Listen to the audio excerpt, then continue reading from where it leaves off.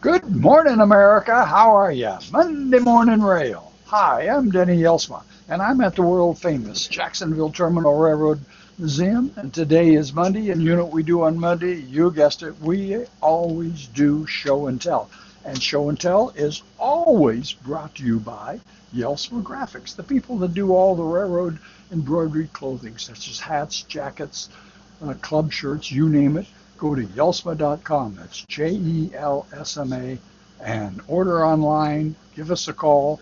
We appreciate your business. We've been doing this since 1985, over 40 years of making railroad embroidery clothing for the railroads and the rail fans. And when all that being said, show and tell is going to start right now. And we love, and at least I do, showing off my trains.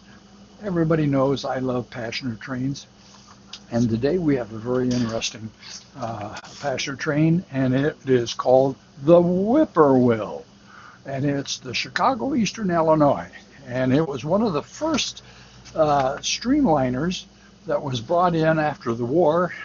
The Wipperwill was introduced in 1946, and it ran from Chicago to Evansville, Illinois, and at Evansville, or Evansville, Indiana, I should say, it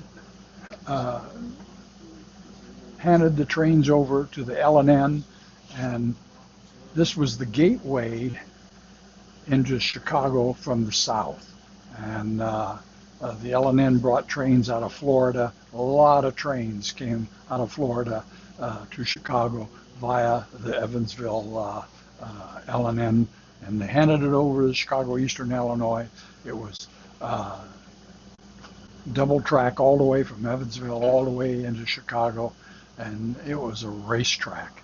And but in 1946, right after the war, this was one of the first train sets that was supplied by Pullman Standard.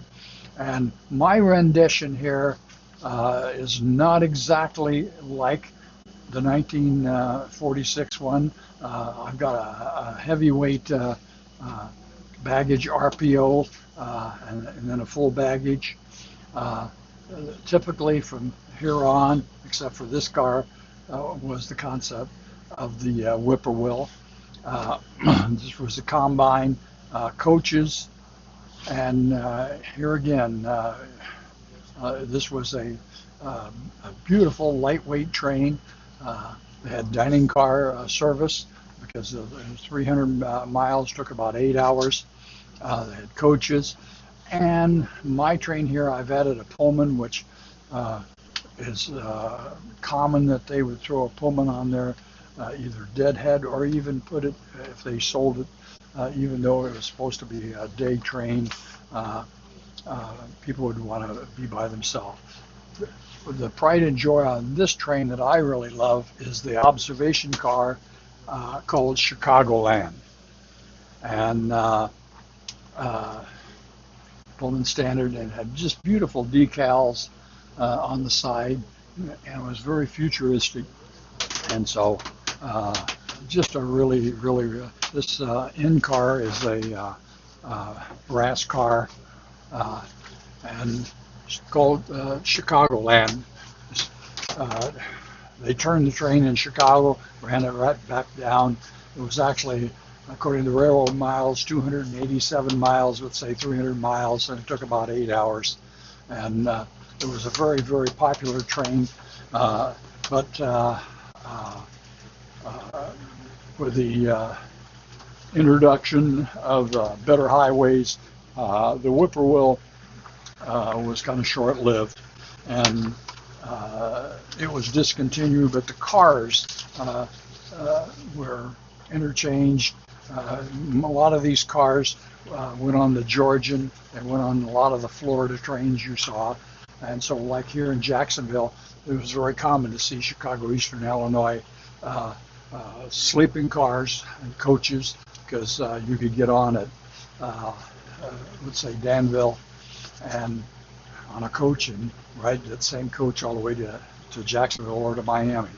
And so, but the Wipperwill, I just thought was such a beautiful color scheme, and I just love my Chicago Eastern Illinois uh, uh, Wipperwill. Just one more of my trains that I have that I like to bring to the club, and I'll talk about show and tell. And remember, show and tell is always brought to you by Jelsma Graphics, so make sure that you go on their site, that's JELSMA.com, and shop for all the embroidered railroad hats, shirts, jackets, you name it. And then come and see us at a train show. We're going to be in DeLand, Florida in October. That's a one-day show. Charlie Miller puts that on, Golden Spike. Number 2, our cameraman, he will have a table there. I will be there. And then number 2 and I will go to Train Fest. Train Fest is in Milwaukee, Wisconsin at the Bird Center in downtown Milwaukee. That's November 1 and 2. That's a Saturday and a Sunday.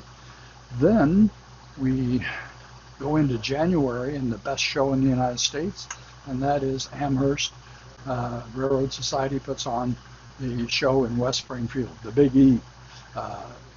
30,000 people will show up to that show. 4 huge buildings. We've been in the same spot for 26, 7, or maybe 28 years this will be. I can't remember. But anyhow, come and see us. We love having you come up and say, hey, you see us on either the What's Neat Ken Patterson show or our every Monday morning rail show and tell. Remember, number 2 will sign autographs. He loves signing autographs. He has his own glossies, and he'll do it here at the museum every Monday morning. Same thing with Richard. And we also have Andrew Casey, the world famous railroad photographer, is based here in Jacksonville. And Andrew and I are going on a rail adventure in the second week in October. We're going to Roanoke to see 611, and basically I'm going along to film Andrew Casey filming trains, if that makes sense to you. But he's world famous. Make sure that you watch that. And with all that being said, that's the way it is at the world famous Jacksonville Terminal Railroad Museum in beautiful Jacksonville, Florida, where the sun always shines and running trains is an absolute pleasure.